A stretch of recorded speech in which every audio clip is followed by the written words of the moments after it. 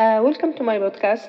Today I'm going to talk about another condition and its update. So it's basically about hepatitis or liver inflammation. So basically, if any patient or any individual who had been exposed to viral infection, like for instance CB, or been a drinker for a quite long time and started to develop liver damage. So in that condition, the liver, which is supposed to be the factory for our body to filter toxin and alcohol, will start to fail doing that functionality.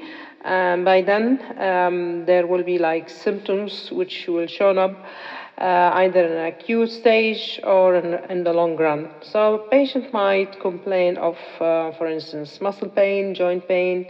They might feel very tired. They might feel very sick, fatigue all the time, feverish, feeling unwell, lost appetite, tummy pain. Also can happen to have dark wee, pale poo, itchy skin, and yellowish eye. So in that condition, usually, when the liver starts to fail, it will start to develop fibrosis and scar, which will lead to liver cirrhosis, and this will cause hardening of the liver. So in that condition, the liver is not resilient anymore, and the blood won't filter in the liver easily as it used to be.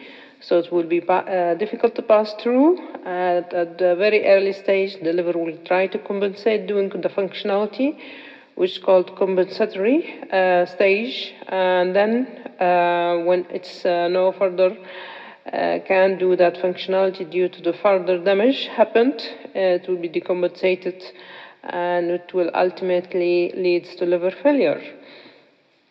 And the most common risk factor for that situation, it's basically blood-to-blood contact. So this could be like blood transfusion, like for instance, long time ago in the UK before 1992.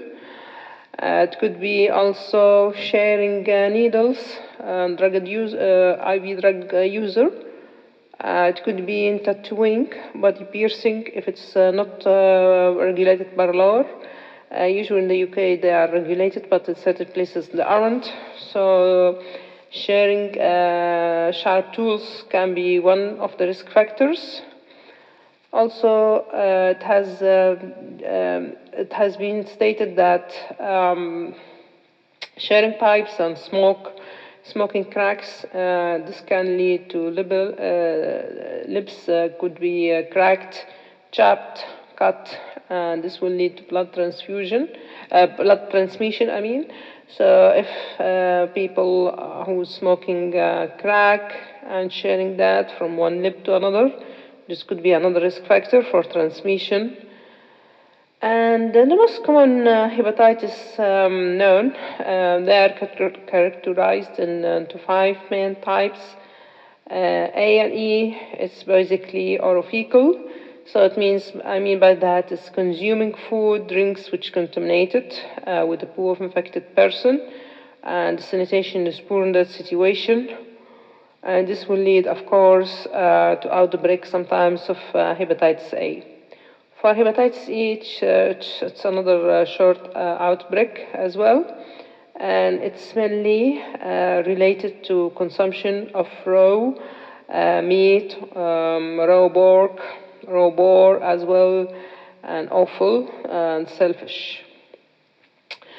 And then for hepatitis B and C and D, B, it's mostly can be prevented by vaccination through the 3 doses that we all know. It's spread mainly by blood of infected person, or if a pregnant lady can pass it to her undelivered baby, also unprotected coitus and injecting drugs. And if in certain situation around 20% they can recover and clear the virus.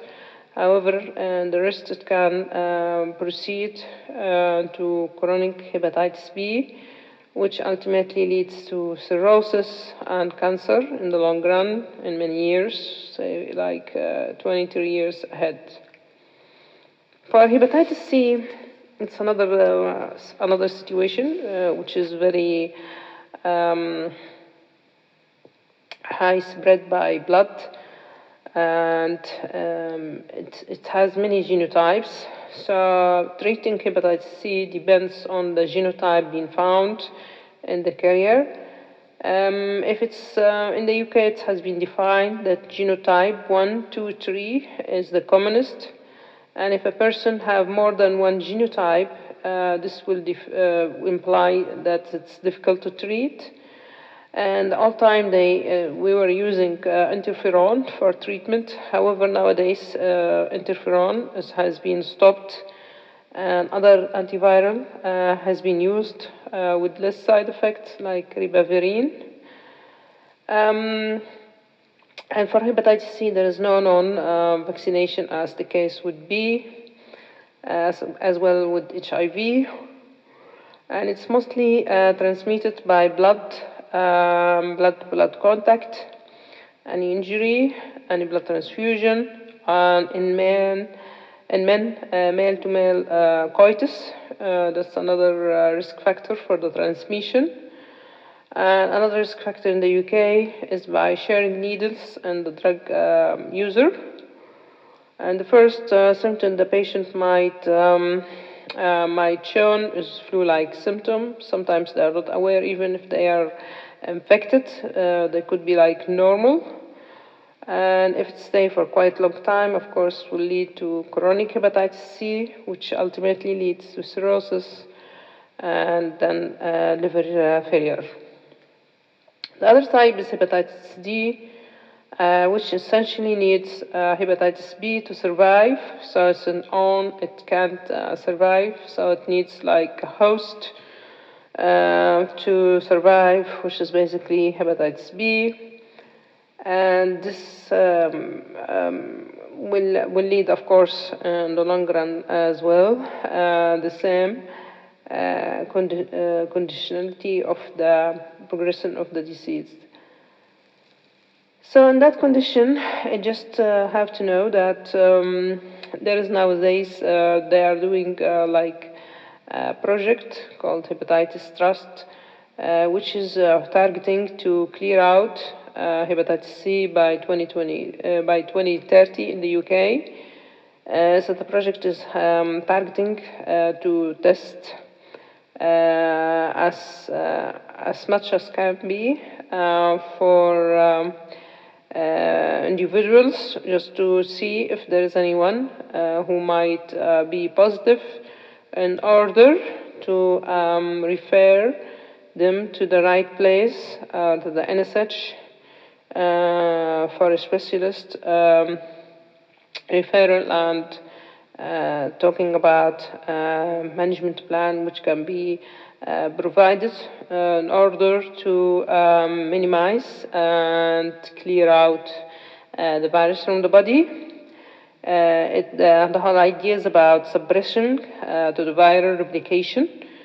And of course, once that happens, they can look into the other stage if the case has issue with the liver, to have a new liver in order to clear the virus from the body.